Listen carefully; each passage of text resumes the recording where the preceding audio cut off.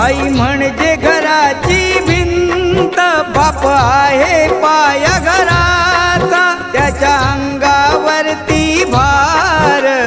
कुटुंब संसाराचा। पत्नीला जरीची साडी, नवे कपडे मुलांना आणून, बाप माझा गावभर फिरतो फाटलेली बनियान घालून, फाटकी चप्पल केसाला नाही फणी, बाप माझा